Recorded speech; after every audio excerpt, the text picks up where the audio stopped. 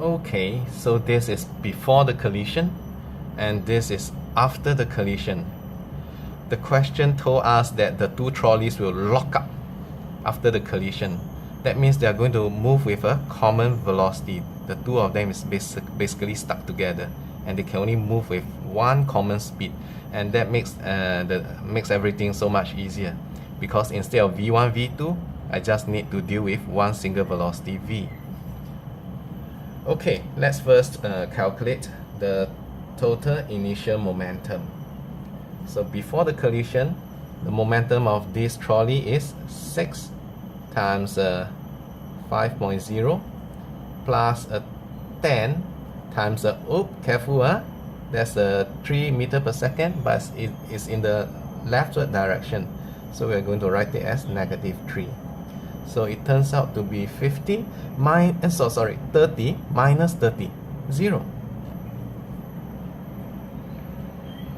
So if the total initial momentum is 0, what do you think is the final total momentum? Has got to be 0 also, right?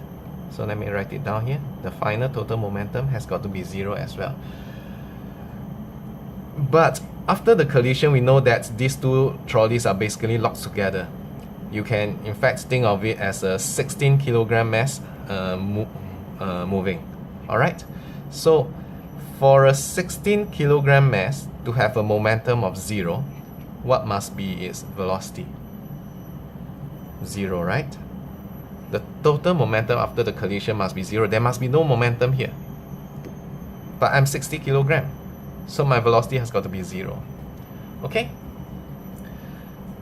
Next, the question asks us to calculate the force of collision, and the question mentions about the collision duration of 0.2 seconds.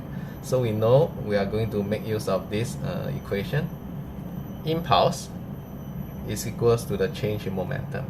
So you can apply this on either trolley. Anyone will do. Let's say I apply it on this trolley. So the change in momentum for this trolley will be its final momentum, which is 0, right? 10 times 0 is 0. Minus its initial momentum, which is 10 times a negative 3.0. So this turns out to be 30. The force is what we are supposed to calculate. The duration of collision we were told is 0.2. So from here we can get the collision force to be 150 Newton. So the collision force acting on this trolley is 150 Newtons towards the right, which makes sense. If you had calculated the change in momentum of the 6 kilogram trolley, you would have arrived at the answer of -150 Newtons, which implies that this trolley experienced a force of 150 Newtons towards the left, which makes sense also. Okay, that's all. Ta-ta!